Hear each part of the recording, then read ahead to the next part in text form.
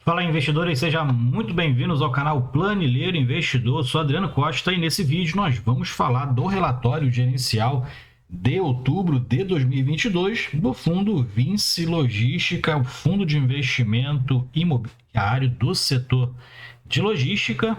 Tá? Então a gente vai ver aí qual foi a performance dele no mês de outubro. Então fique ligado aí conosco se você gosta desse tipo de assunto. FIF, Agro, EFI Infra é o principal assunto aqui do canal. Tá bom? Então fique ligado aí para você não perder nenhum dos vídeos, né? Ative as notificações, deixe o seu like também, se inscreva no canal. É tudo de graça, mas ajuda bastante a gente aqui no canal, tá? Desenvolvendo nosso trabalho também. Se inscreva no nosso grupo do Telegram, o link está na descrição do vídeo, assim como esse relatório gerencial, tá bom? Vamos lá então, vamos ver como é que a gestão fala aqui, o que a gestão fez nesse mês de outubro, como é que foi a performance do VILG11. E para quem não conhece, né, o VILG, que é um fundo do setor de logística, tá? Setor de atuação classificado aqui pela Ambima, código de negociação na Bolsa de Valores de VI LG11. Quem administra é a Vinci Real Estate, quem gere, né, é a Vinci Real Estate, e quem administra é a BRL Trust.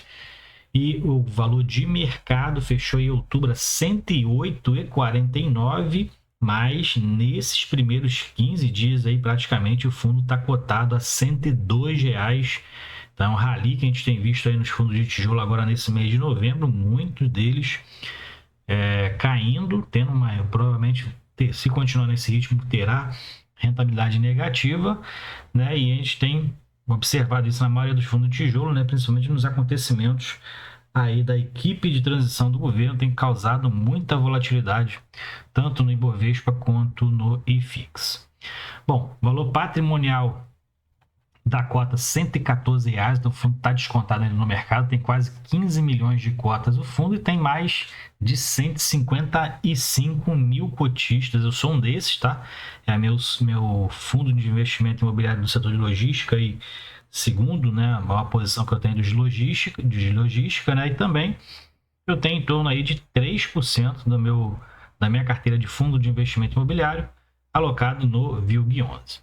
Taxa de administração está pagando aqui provavelmente a menor, né? Já que ele é com base no valor de mercado do fundo, né? Na sua totalidade, superar aí a 1 bilhão. O fundo é um fundo bilionário, então paga-se aqui a menor taxa de administração, mas também tem uma taxa de performance de 20% sobre a soma dos rendimentos que ultrapassarem aí, né, dentro de um benchmark de IPCA mais 6% ao ano, tá bom? Bom, todas essas taxas aqui, né, são cobradas anualmente, mas elas são já diluídas no resultado do fundo, tá? Não precisa pagar nenhum boleto, nada, não vai chegar boleto para você pagar isso aí já é diluído dentro do resultado. Destaques aqui de outubro, então o rendimento distribuído foi de 72 centavos por cota, dentro da guindaste aí da estimativa, né, de distribuição do fundo, que está entre 70 e 73 centavos para esse segundo semestre. Então o fundo distribuindo dentro da guindaste de expectativa e distribuição, né? Novas locações no portfólio, então o fundo locou nesse mês de outubro 2.800 metros quadrados lá no Alianza Parque Belém e no Caxias Parque. Estavam com algumas áreas vagas, ainda estão, né, com algumas áreas vagas. E aí o fundo está locou aí 2.823 metros quadrados. E a inadimplência líquida está negativa, então conta de algumas recuperações aí de valores que estavam em aberto. Comentários aqui do gestor, né? Basicamente, vou deixar o relatório para você fazer essa leitura mais detalhada, você estudar, inclusive, aquilo que aconteceu em outubro, né? Que impactou o mercado. Mas, basicamente, aqui, em outubro, né? Teve aí as eleições, né? Definido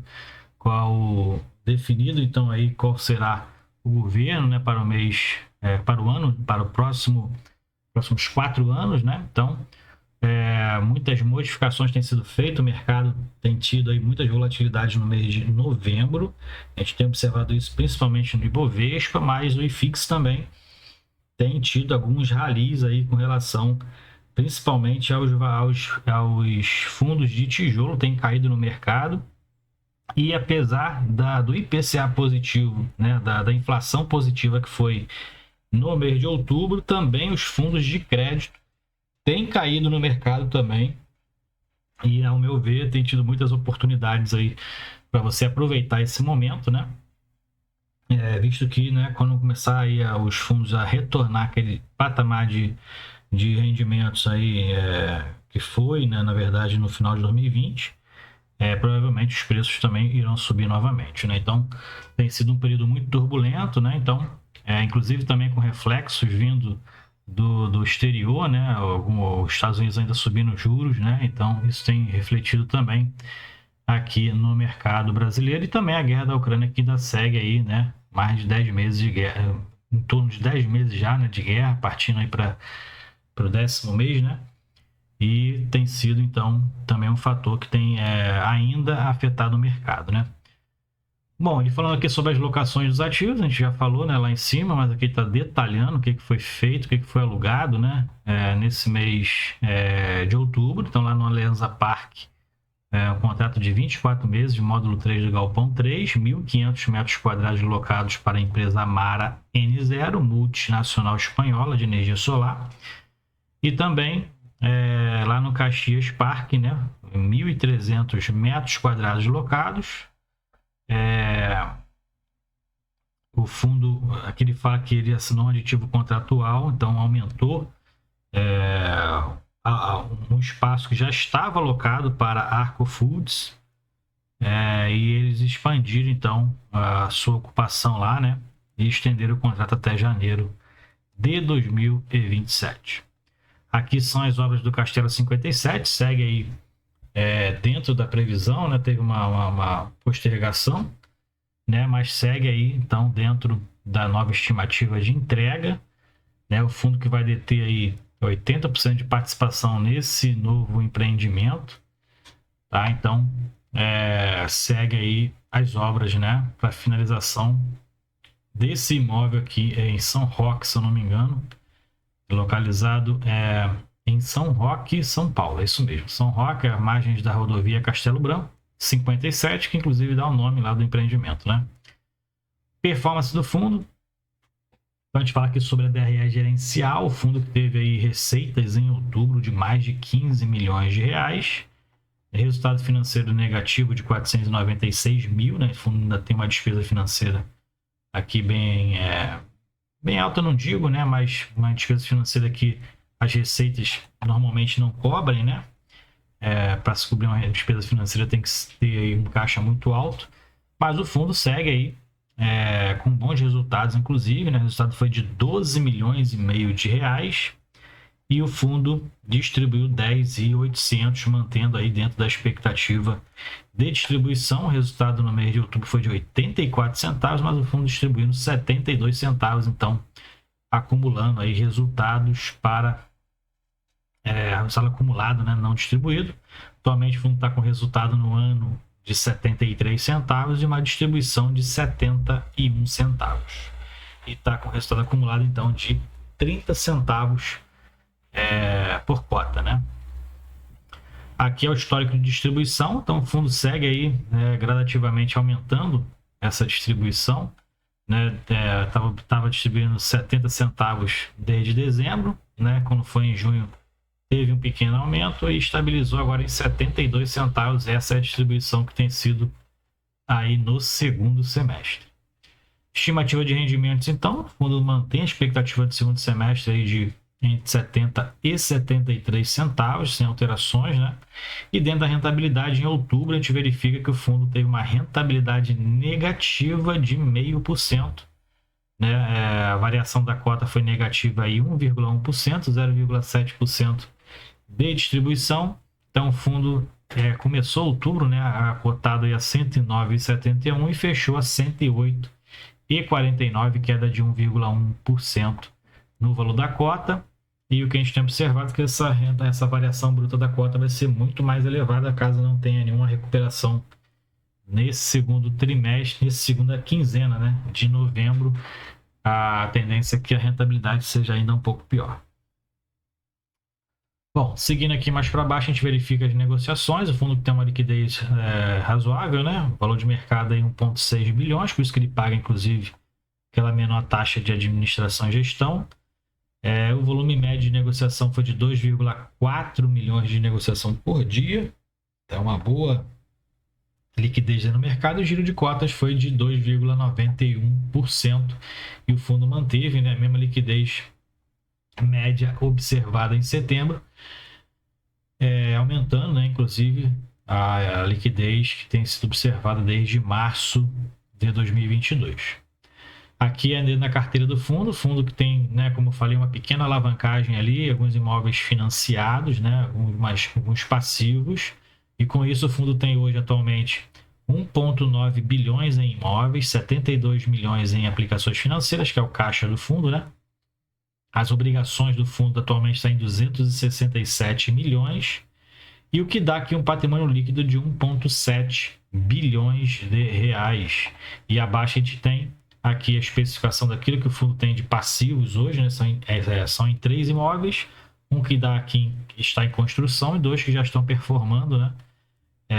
O recém-adquirido, que é o Alianza Parque, o fundo tem aí 147 milhões de saldo devedor, é o maior passivo que o fundo tem dentro dos financiamentos, e os outros dois, praticamente aqui igual, é o Fernão Dias e Privalha e o Castelo 57 Business Park, que está em construção.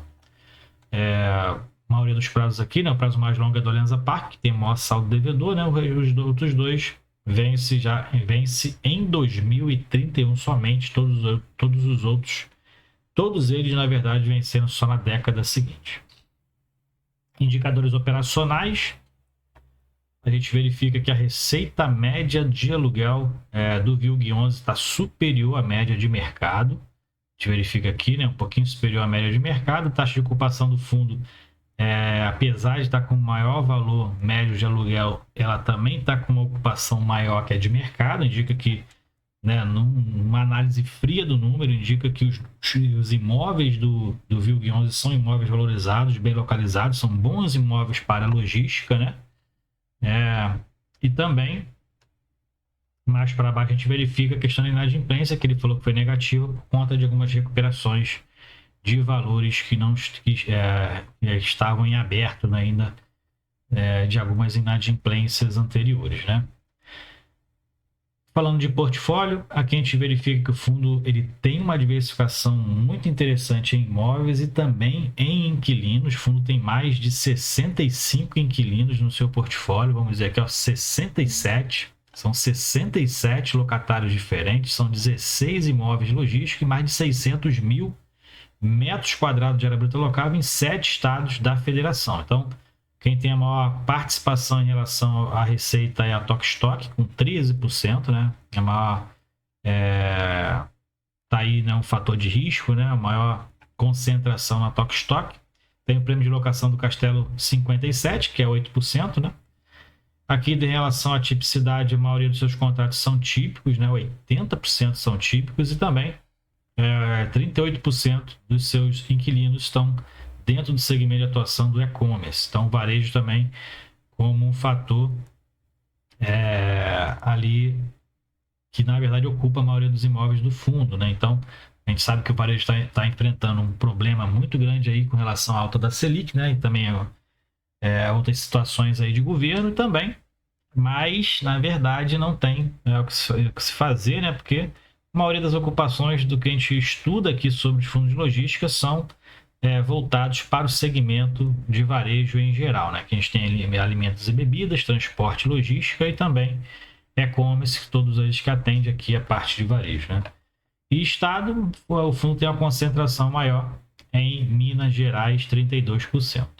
Em relação ao prazo médio de vencimento dos contratos, eles não são tão longos, porque a maioria dos seus contratos são contratos típicos, né? Então, acaba que, por conta disso, os vencimentos acabam sendo menores, né? Ali os contratos são feitos ali entre 3 e 5 anos. E aqui, mas a gente vê que a maioria, né, mais de 50% das suas receitas de aluguéis contratuais estão aqui vencendo somente a partir de 2025. E as renovações praticamente acontecem todos os meses, exceto em novembro, que é o mês atual, né? Que é o mês do próximo relatório. Então não vai ter ali reajuste contratual, onde a maioria desses reajustes são feitos pelo IPCA 70% e 30% realizados pelo IGPM.